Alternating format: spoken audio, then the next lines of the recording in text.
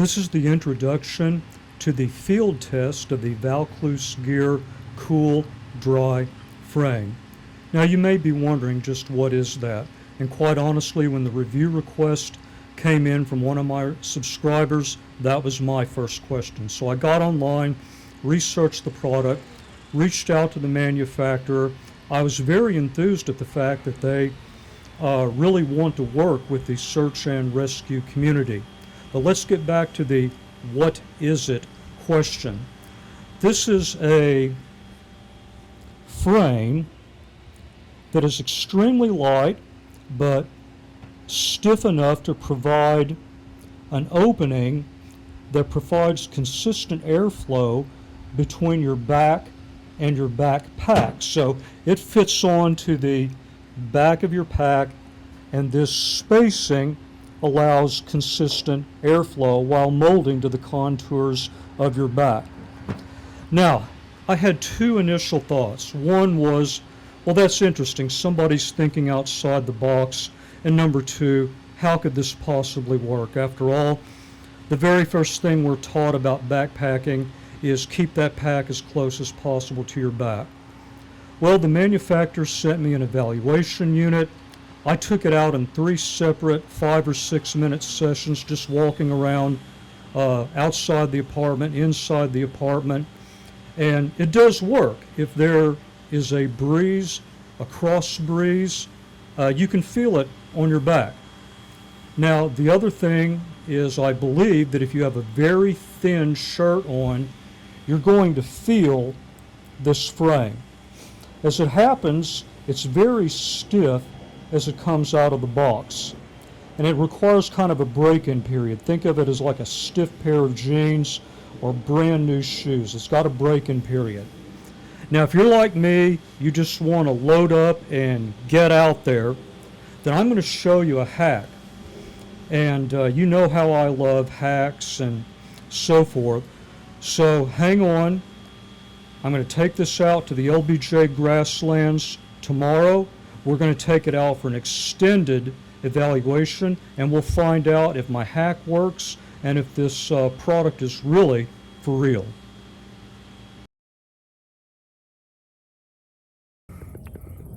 Well, good morning and welcome to the LBJ Grasslands outside of Decatur, Texas. Today's exercise is the field test of the Vaucluse Gear Cool Dry Frame. Now you notice I have it mounted here on my pack. The top clips in right here. There are Velcro straps that are provided that you can use to help secure the pack to the frame, and you'll probably notice it looks a bit different than it did yesterday. What I've done is I've taken this part of the frame that rests up against my back and I've coated it in hockey tape. Now, if you know what a DD-214 is, you are probably told that there are very few problems in the world that cannot be solved by the strategic application of 100-mile-an-hour tape. But they probably didn't tell you about hockey tape. Hockey tape has a couple of very interesting properties. One, it only takes 2 or 3 wraps to get a really nice cushion. And 2, it's very tacky. And so what I'm hoping to accomplish with this is, I told you that I really kind of felt that frame rubbing up against my back with a thin shirt on. Now, I do concede that over time, with break-in, that may go down. But what I wanted to do is see if this particular hack could give me an advantage. And what I'm hoping to accomplish is that the cushion of the tape will increase the comfort level.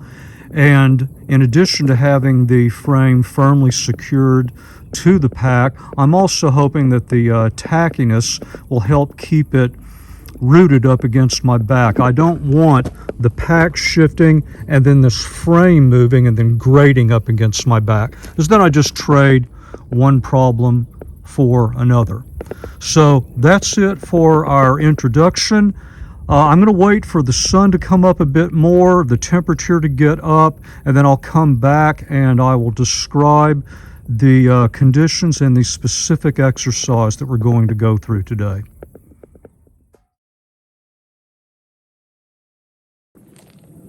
All right, here it is, full loadout with the frame. I'm treating this just as if it were a regular search and rescue mission. I'm carrying extra water in my pack for possible treatment of an injured person. If you look behind me, we've got a rocky dirt road that is exposed to the sun all day. That gets extremely hot. I'm going to be going up and down this road. I do this about twice a month. It's to keep me acclimated to the heat, so I have a good idea how long I can go before I require a rest interval with my normal loadout. So I'm going to be looking at two things in this evaluation. One is, how comfortable is the frame? Now, with the extra weight that I'm carrying, the extra water, I have to admit the hockey tape cushion is doing pretty good. So far, I'm pretty pleased, but it's only been a couple of minutes.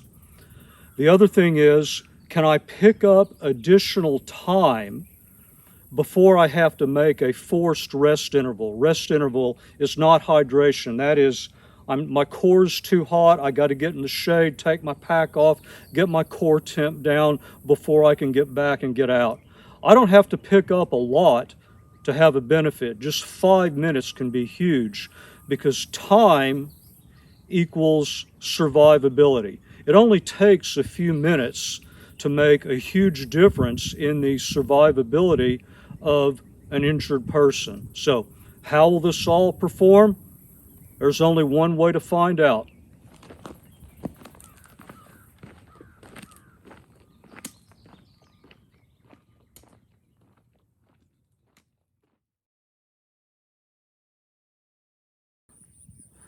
Well, here we are out by Cottonwood Lake, one of my favorite places in the grasslands, and it is Texas, so yes, we do have cows.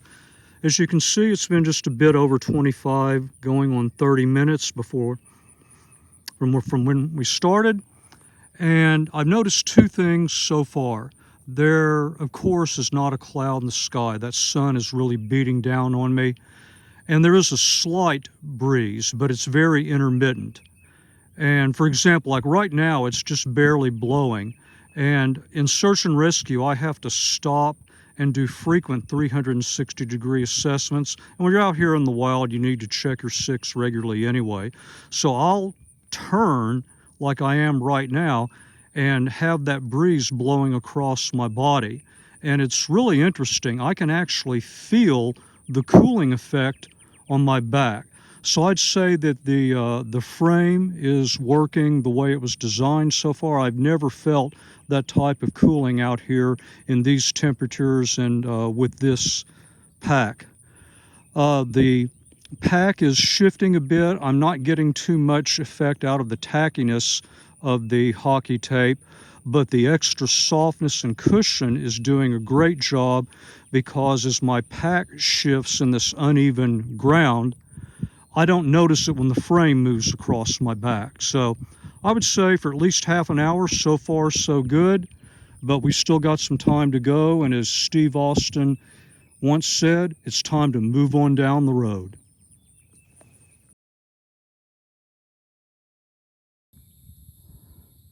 Well, we've reached the end of the road. This is 2560, one of the entrances that will eventually take you to the TADRA campground. We'll probably stop there later. Time-wise, the triangle on the bezel indicates when we started, so we're right at 50 minutes. Now, interestingly, under these circumstances, within the first hour, I would have already stopped for a hydration break. Not getting a lot of help from the breeze, although thankfully it just picked up.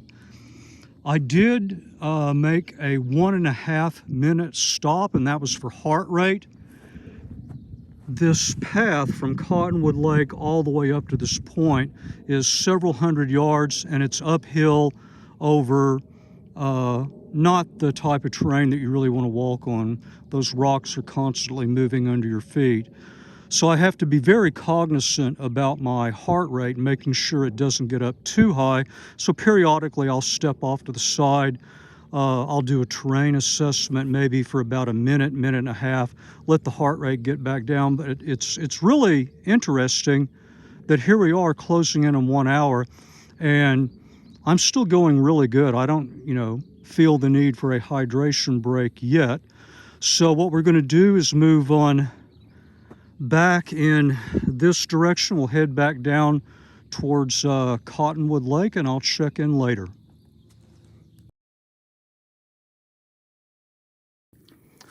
Well, it sure was nice to have a significant downhill leg. I made it back past my camp to the TADRA campground.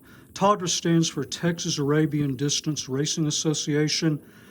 This is horse territory. In fact, when I was out here earlier this morning before I got started, there were 5 trailers out here, people riding horses.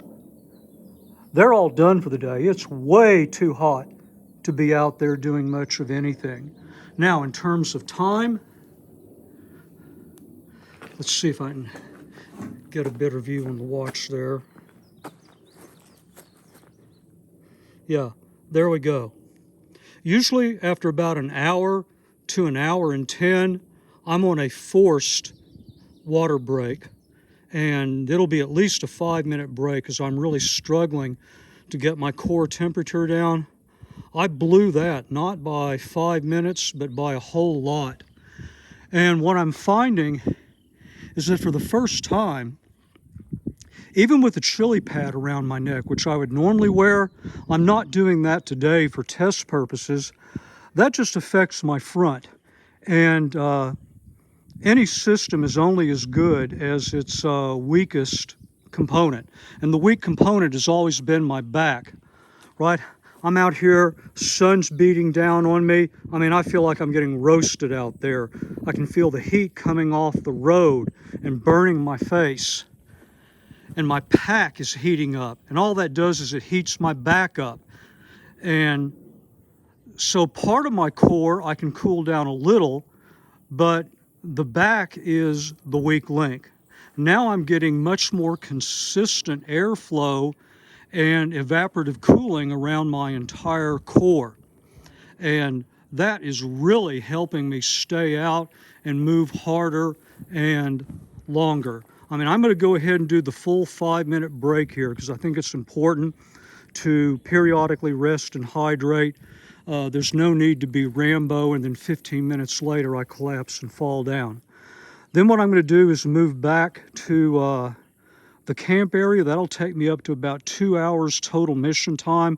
I'm going to walk till I get up to that 2-hour point and then do a summary, because it's usually 2 to 2:15, maybe 2.5, that I really start feeling those first tinges of heat exhaustion, which is a sign that I need a really extended break. So I want to go at least 2 hours total and see how I feel then, and then we'll do a final wrap up.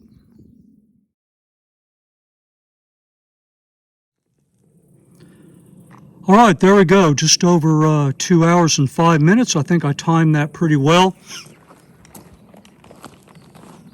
I finished my rest interval back at the TADRA campground, walked back and forth along the road till I chewed up a little over 2 hours. I mean, so far, it's still going really well. Holding well, yes, it does slide back and forth. However, thanks to my patent pending hockey tape hack, the comfort level is really high.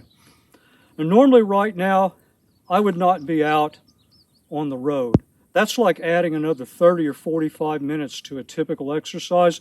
If I'm out there in the bush after 2:15, I'm really starting to feel it, especially in these temperatures.